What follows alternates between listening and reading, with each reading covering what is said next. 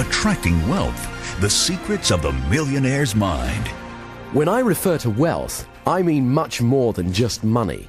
I've met, and indeed I know, some of the richest people in the world, but some of them have very little of what I'd call real wealth. Some of them are workaholics with little quality time or friends, just looking for the next million. Of course, wealth is partly about having money, but real wealth is good health. Without your health, what use is money? Real wealth to me is having good friends who you can share intimate and pleasurable experiences with, laugh with, who stimulate and fascinate you. Real wealth is feeling happy most of the time. Real wealth is a sense of knowing you're contributing something to the world, that your life is worthwhile. After all, you are unique. Nobody can do things exactly the way you do them. Everyone has special skills they bring to the world, and the fulfillment of that is a wealthy feeling. First of all, I'd like to start by dispelling some myths about money, by perhaps challenging some of your views about money, because before you can truly become richer in the physical world, you're going to have to become richer in yourself. Stop for a moment and ask, what would having more money give you that you don't already have? Whenever I ask this question, most people have ideas come to mind like freedom, security, or power. The good news is, these are states, and it's easy to create them. But wealth is relative. When some people become millionaires, 100 million then seems like a lot, and 1 million doesn't. People who think like this can never have enough money. In a sense, they always feel poor inside. The Indian guru Swami Muktananda, upon arriving in America, stood at the airport and said, "They live in paradise, yet they'll never know it." For the next few minutes, I'm going to talk specifically about money, and firstly, why some people are good at creating money and others are not. Many researchers have found the distinction is predominantly in the way that we think. I don't mean intelligence, but thought patterns. Some people have what I call a poverty consciousness. Deep down at an unconscious level, they just don't believe they're worthy of wealth. Or they fill their heads with thoughts about why they're poor, or why life isn't fair, why others have so much more than them. If you've got thought patterns like that, we're going to change them, because this part of the positivity system will help you reprogram yourself so you automatically begin to think more like a millionaire. As the author James Allen says in his book, As Man Thinketh, a particular train of thought persisted in, be it good or bad, cannot fail to produce its results in the character and circumstances. A man cannot directly choose his circumstances, but he can choose his thoughts, and so, indirectly, yet surely, shape his circumstances. Research has shown that a massive proportion of those who suddenly get enormous sums of money, for example from lotteries or inheritance, are great at losing it all very quickly. 80% are actually worse off financially just 2 years later. That's because inside they still feel poor, and the mind has to prove itself right. It can't deviate from its self-image. So if deep down you think of yourself as poor, or if you constantly fear poverty, that's usually what you'll get. In the words of Jim Rohn, if someone hands you $1 million, best you become a millionaire or you won't get to keep the money. You need to have the self-image of someone who deserves great wealth. What we're going to do next will help you develop and install in your mind a prosperity consciousness, which is much more than attracting money. It's a change in your self-image to one of greater harmony, so you begin to notice the abundance that surrounds you, taking so much more pleasure in everything. If someone has money problems, that's usually only a symptom, but not the root cause of the problem. There's something in them that needs to change. This isn't just another get-rich-quick scheme. The positivity system helps you change your fundamental attitudes towards wealth. As the saying goes, give a man a fish, he eats for a day. Teach a man to fish, and he eats for life. So what is money? The earliest system of trade was bartering. Eventually, coins were used to represent the value of things. They were the first IOUs. Then came paper money. A dollar bill is an IOU from the government. They used to print only as many dollar bills as they had gold reserves to support in the bank. However, in the 1940s, the governments of the world decided to abandon the gold standard system. Since then, they've been printing money like it was going out of fashion. So now there's only a fraction of gold in reserve compared to the amount of paper money in circulation. Even paper money is being replaced by plastic credit cards and numbers in computers. So money is essentially a symbol. Quite simply, money is a form of confidence. Say, for example, you and I are sitting here and we have $1 bill between us, and we pass it back and forth. If we do it really quickly, in a week we could spend $1 million. Money is the oil in the machine of the economy of a nation. It allows the flow of goods and services. Another way of looking at money is as packaged experience. Your efforts and work is translated into money, then it's translated back into a vacation or an automobile or whatever. However, some people view money as a commodity, wishing to acquire money for money's sake. These people often fear not having enough money, so they hoard as much as they can. This slows down the economy of a country, just as it's harder for an engine to work without enough oil. Also, these days, there are plenty of people who use money to project power, success, and happiness. However, money itself is not a source of happiness. Happiness is a neurochemical event. It's a state that you generate within you. History's littered with people who found that money alone wasn't enough. Elvis Presley, Howard Hughes, Marilyn Monroe, Christine Onassis, and the Gettys are all prime examples. The musician Ry Cooder said, "All the money in the world is spent on feeling good." But you already know that good feelings are just states of mind and body. So part of the equation of becoming wealthier is simply to cut out the middleman and just have the good feelings that the money would have given you. Some people say, well, I can't feel self-respect or achievement until I have a certain amount of money in the bank. Of course, it's great to have targets and goals, but why don't you make one of them feeling good now? Let's talk about negative thoughts about money. Most people have been programmed with some negative financial limitations. They've been taught things like the Bible says money is the root of all evil. What the Bible actually says is the love of money is the root of all evil. That is the acquiring of money for its own sake. Or they've been told that there's only a finite amount of wealth and that the more you have, the less there is for others. Again, this is more garbage. It's actually common in our culture to hear terms such as filthy rich or fat cat, which are indicative of an unconscious mistrust of money. Our unconscious beliefs about money affect how much we're able to create. If, say, you believe money is bad in some way, you'll unconsciously sabotage your attempts to create more money in your life. For example, some artists believe that they cannot have commercial success because that compromises their artistic integrity. Other people believe that you can't be a good person unless you're always helping others, even if it's to your own detriment. But as Abraham Lincoln said, you can't help the poor by being one of them.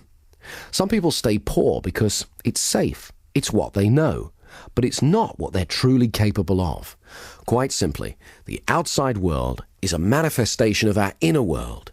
As you use the positivity system, you're going to let go of any old limited ideas you've had about money and program your mind to become more prosperous. Limited ideas about money are historically derived. During the Middle Ages, the feudal system gave wealth to a privileged few, whilst the masses were tricked into believing that poverty was their salvation.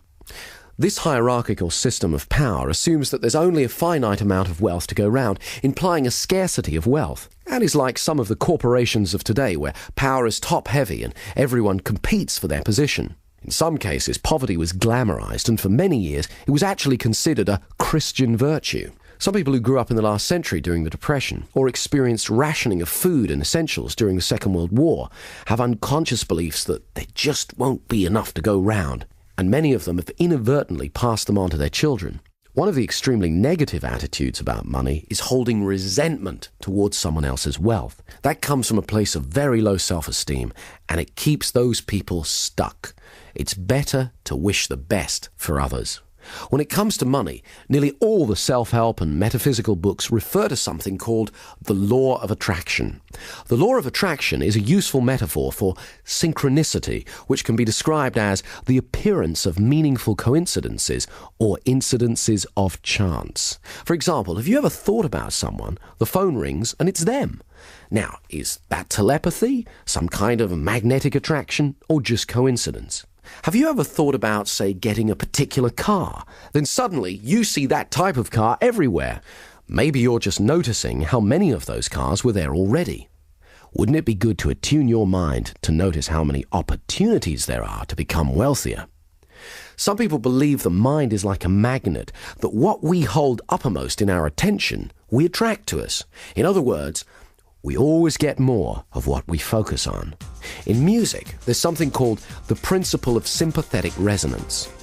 If you have two pianos in the same room and you hit a C note on one piano, you'll find that the C string on the other piano will start vibrating in resonance at the same rate. In the same way, you're always attracting people and circumstances that resonate with your predominant thoughts. Whether you choose to believe in the law of attraction or not, it's interesting to note that many highly successful people do. Those who focus on the positive in life and attract it to them are called lucky. I personally believe we create our own luck. That is what's meant when it says in the Bible, "A man is what he thinks about all day long." Your thoughts are an energy that are powerful and creative. I've found that most wealthy and successful people tend to employ the same simple habits and beliefs about prosperity. However, the same rule of habits and beliefs applies to poverty as well. I believe that many people help to keep themselves poor through the beliefs and habits they have towards money. They use the evidence that their lack of money has made them poor, whereas sometimes their poor behaviors in relation to money is what keeps them from experiencing abundance. They've affirmed over and over again, often unconsciously, that they're poor, so it's become a self-fulfilling prophecy, a poverty consciousness. What the positivity system does is helps you to change that. I'd like to share with you some techniques that I've used myself that have helped me dramatically increase my personal wealth. I've taught them to others, they've also increased their wealth, and now I'd like to share them with you. One of the first things that made a major difference for me was consciously deciding to do things differently. Years ago, I definitely had a poverty consciousness, worrying constantly about being poor or how not to be poor. So guess what? My attention was, yes, on poverty. For example, when a bill would come through the mail, I'd open it, I'd worry about how I was going to pay it, I'd feel poor inside. Obviously, it's important to be financially organized and consider how best to pay bills. However, I was also affirming to my unconscious mind a poverty belief. If you're going to be wealthy, it's just as important to prepare for wealth by feeling rich inside. So what I started to do when I opened a bill was vividly imagine I had thousands in the bank. You can imagine how good that feels. I was sending a new message to my unconscious. Some people try saying affirmations like, "I am truly wealthy." But if deep down you don't believe that, it's next to useless. You have to create a feeling of wealth by vividly imagining yourself as wealthy over and over again.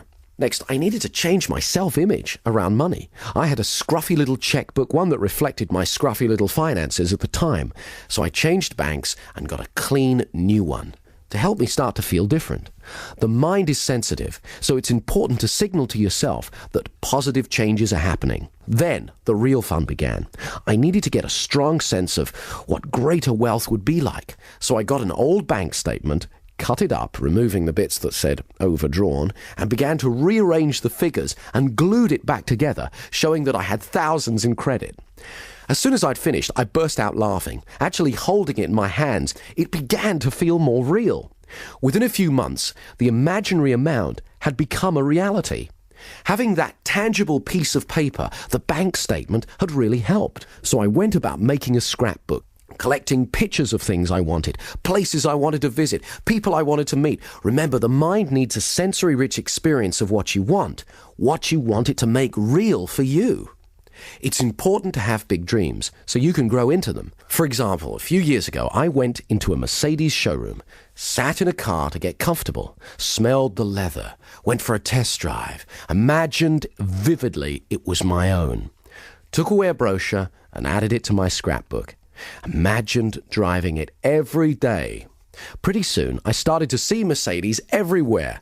My mind was now focused on getting me one. And chance favors the prepared mind. So it wasn't long before a bargain came along, and I bought my first Mercedes. As George Bernard Shaw said, "Some men see things and ask why. I dream things that never were and ask, why not?" A friend of mine got really into this type of creative visualization. He'd been practicing on visualizing parking spaces. Amazingly, it seemed to work.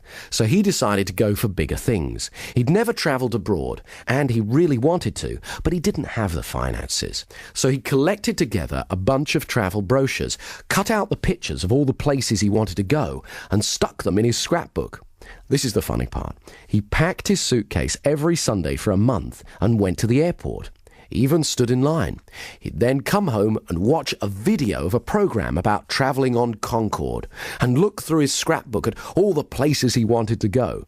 He really gave himself, his unconscious mind, that experience of travelling to and enjoying exotic locations. He focused on it for a month non-stop because he believed you always get more of what you focus on. Suddenly, he was called into his boss's office and asked if he would become their international correspondent. His boss explained it would mean travelling all over the world. He could hardly believe it. Most amazingly of all, when he arrived in a small village in Switzerland, he began to get a feeling of déjà vu. It was only when he got back to England and checked in his scrapbook that he found it was the exact same village that he'd been visualizing. Extraordinary as it may seem, I've witnessed many such occurrences similar to this since. I personally have become more skeptical about coincidences and am willing to consider that in some cases it's as though the mind may actually have the ability to attract events, things, or people to us. When I made a TV series about paranormal phenomena, we featured one experiment conducted by a French scientist. He created a robot that moved in a random pattern around the room. Then, he hatched a group of chicks. When a chick's born, the first thing it sees it believes to be its mother. This process is called imprinting. The chicks imprinted on the robot as their mother. Then, he put the chicks in a cage in one corner of the room and switched the robot on. Amazingly, it stopped moving randomly around the room and moved over to the area where the chicks were. There it stayed, moving back and forth. Strong evidence for the existence of what's known as psychokinesis, or in other words, mind over matter. It appeared that the chicks were somehow willing the robot that they believed to be their mother to stay with them. At Princeton University, hundreds of thousands of experiments have been conducted testing human ability to influence machines and physical matter. When I made my TV program about paranormal phenomena, I interviewed Dr. Michael Ibbison from Princeton University, who'd been conducting a number of experiments which strongly point to the existence of psychokinesis. Some people are better at it than others, but it's like anything. The more you practice it, the better at it you get. I began to wonder, could it really be possible to literally attract money? What is interesting is that many rich people believe that's how they do it. But how do you do it? It's very simple, but it does take regular practice. You're going to need to rehearse being wealthy, like a method actor would play a part, and do it over and over again. Totally get into that part. Okay, the first thing you need to do is get a scrapbook and start collecting pictures of things that you want, people you'd like to meet, places you'd like to go, things that you really want, anything that you want to bring into your life. Incidentally, it can just be a symbol you desire. Then, go about creating sensory-rich experiences of your goals.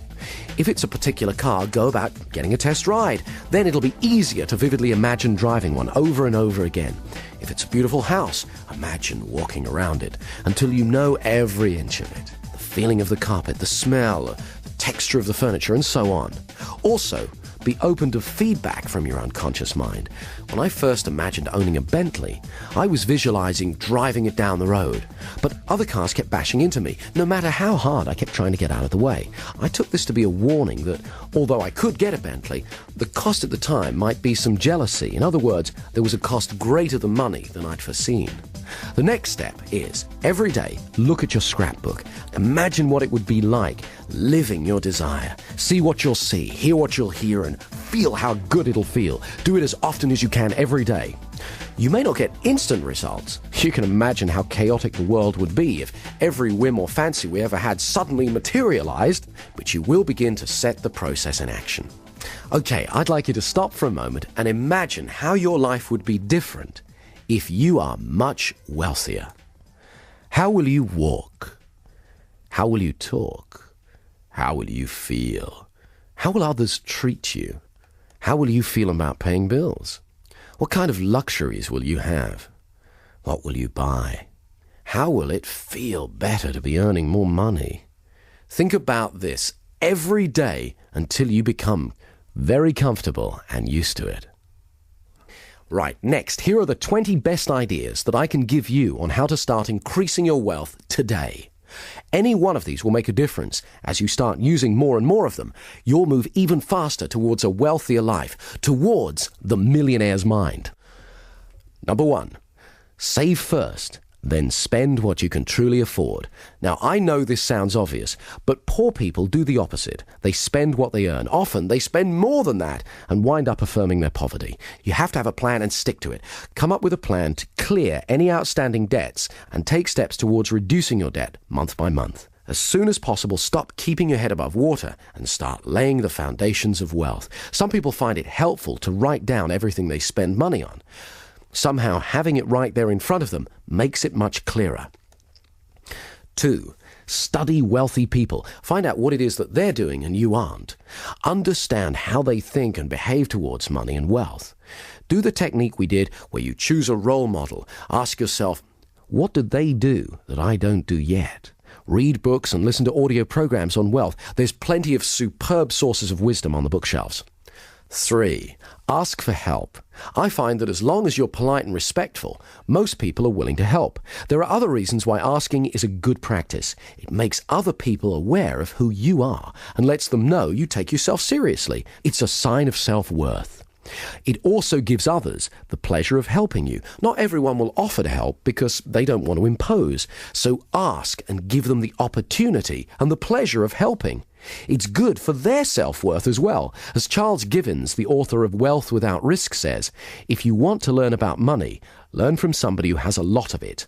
Many of the most successful people I know have said that they wish more people would have the courage to ask them for advice. 4, do regular visualizations. Create a sensory-rich experience of what it is that you want so your unconscious mind can get a clear idea. Also, walk around for an hour each day, imagining you have everything you want. Walk into a restaurant as though you are a multimillionaire or a famous rock star or whatever it is that turns you on.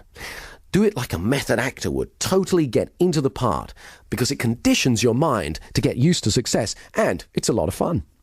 5, make a joy list. Think of everything you love doing. Then, regularly treat yourself. Let yourself know that you really care about yourself.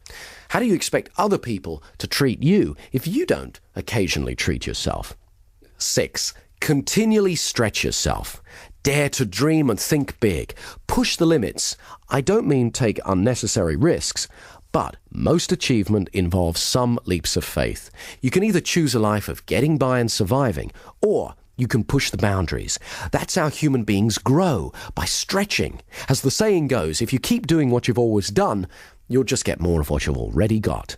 Highly successful people are continually stretching themselves. Stretching means moving out of the comfort zone. It's easy to become complacent and get stuck. However, if you continually look for bigger challenges, then you continually grow. It's important to have big dreams so you can grow into them. As Donald Trump says, you have thousands of thoughts every day.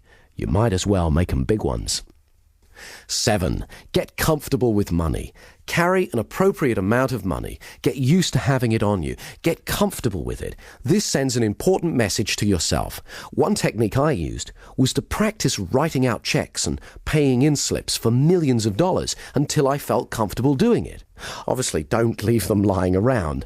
Doing that process meant that I was able to feel comfortable paying out large sums of money and to paying in large sums of money. So I conditioned myself to become a wealthier person. Far too many people are scared by large sums of money. When you get more money, your financial pressures don't get smaller. They get bigger. But that's the fun of it, because you become a more capable person. You have to be prepared to accept the responsibility. Be ready to play the bigger game. The bigger the challenges, the bigger the rewards. Like mastering any new skill, you do it one step at a time. Rehearse success over and over again, and then have it happen in the real world. Imagine what it's going to be like to be wealthier, so when it happens, it's not overwhelming. It's a pleasure. Number 8, Always give more than you're paid for. That way, other people will have a feeling of value towards you. It was only as long ago as the 60s that Japanese products were generally considered cheap and tacky. The legendary corporate consultant Edwards Deming largely helped in changing that. He developed a strategy that was adopted by the Japanese that focused upon two simple but important ideas: quality control and constant improvement. Nowadays, Japan is a nation of industrial might. By changing their beliefs about what was important, they became wealthy and powerful. It's easy. Just ask yourself, how can I do it better next time? Constantly look for ways to improve.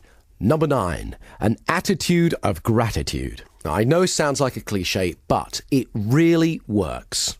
An attitude of gratitude is the exact opposite of a poverty consciousness. When you start to regularly think of all the good things you have, of how fortunate you are, that sends a strong message of abundance to your unconscious mind and creates a flow of prosperity.